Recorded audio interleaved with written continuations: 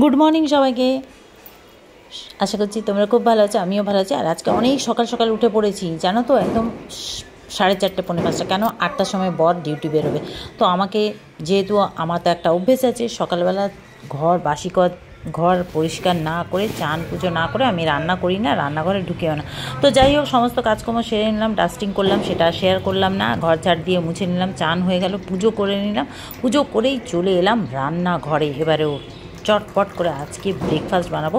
আগের সপ্তাহে আমি একটা বড়ার রেসিপি তোমাদের সাথে শেয়ার করেছিলাম, তখনই বড় ছেলের খুব রাগ হয়েছিল, বলেছিল যে বড়ার সাথে নাকি ঘুগনি করতে। আর আমি সত্যি বলছি, জীবনে কোনোদিনও এইরকম বড়ার সাথে ঘুগনি খাইনি। ওর অফিসে ওখানে কোথাও একটা হোটেল আছে, ওখানে খেয়েছে, তো আমাকে অনেকবার বলেছে। আমি বললাম ঠিক আছে, আজকে আমি সেটাই ট্রাই করব।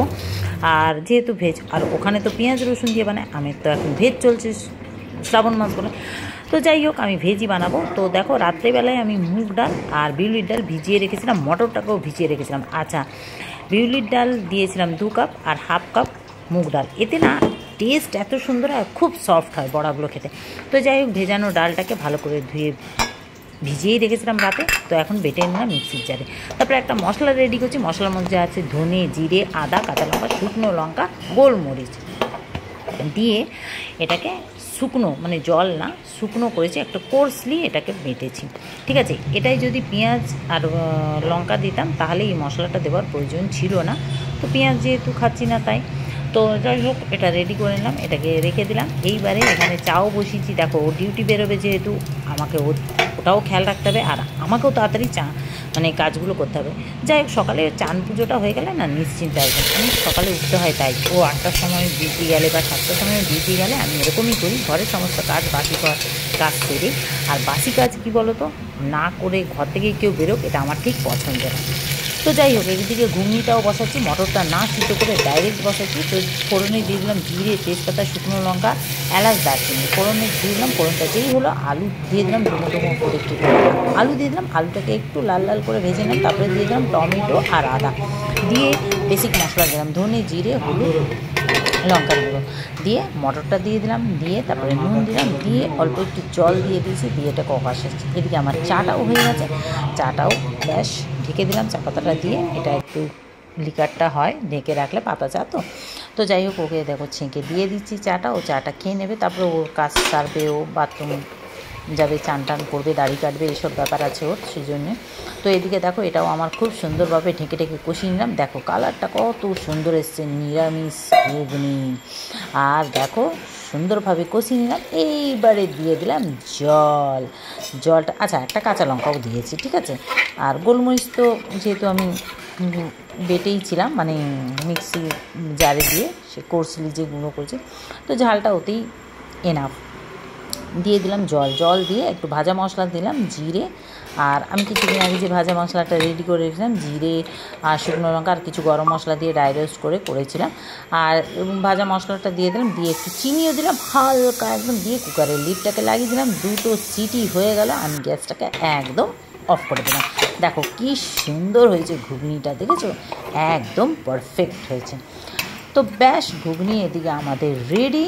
এইবারে ডালটার মধ্যে দিয়ে দিলাম নুন, বাটা ডালের মধ্যে মশলা তো দেওয়াই আছে, দিয়ে এটাকে একবারে ভালো করে ফেটবো।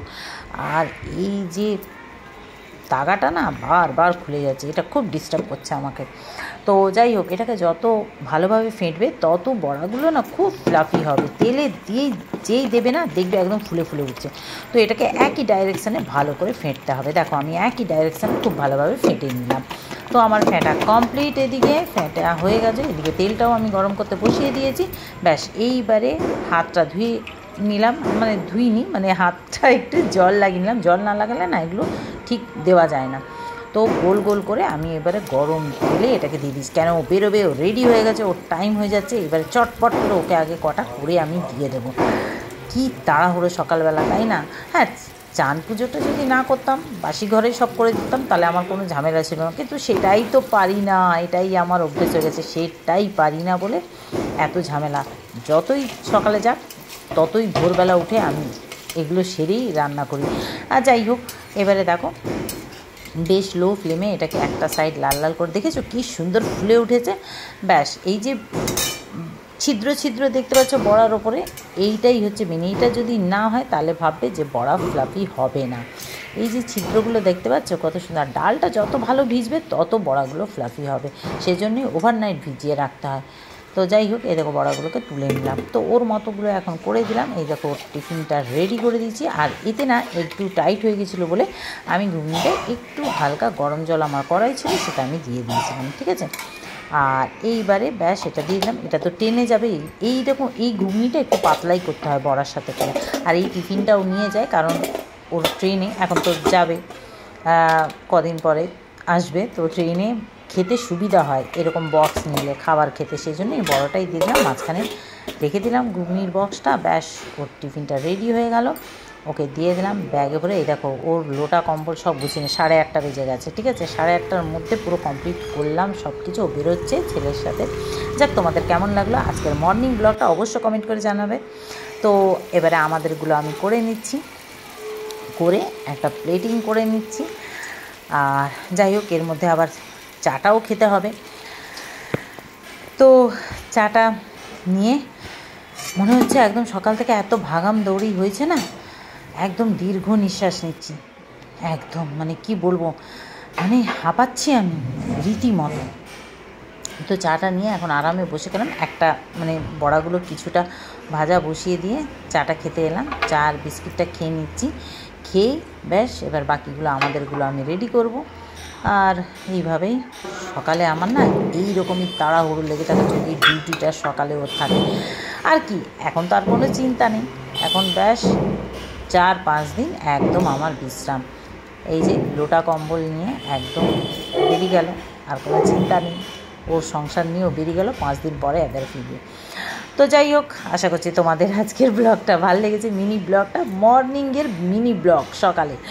তো অবশ্য কমেন্ট করে জানাবে, ভালো লাগলে লাইক শেয়ার করো, পেজটাকে ফলো করো। কিন্তু সত্যি বলছি, একবার হলেও এইভাবে ব্রেকফাস্টটা বানিয়ে খেও, সত্যি বলছি অসাধারণ হয়েছে। ছেলে যদি না বলতো, এটার আমার কোনো আইডিয়াই থাকতো না। ছেলে বলেছে বলে এই রেসিপিটা আমি বানালাম। তো ওপর থেকে একটু দিয়ে দিলাম ভাজা মশলা, একটু বিট নুন দিয়ে ব্যাস এরকম। তোমরা চাইলে এতে কাঁচা পেঁয়াজও দিতে পারো, কাঁচা লঙ্কা ধনেপাতাও দিতে পারো, আমি সেগুলো দিলাম না। তো ব্যাস এনজয় করো তোমরাও, আমিও এনজয় করছি। তো আজকের জন্য টাটা, খুব তাড়াতাড়ি আবার দেখা হচ্ছে নতুন রেসিপির সাথে। সবাই ভালো থেকো, সুস্থ থেকো, আর সানডে এনজয় করো। দেখা হচ্ছে আবার নেক্সট ব্লগে। টাটা।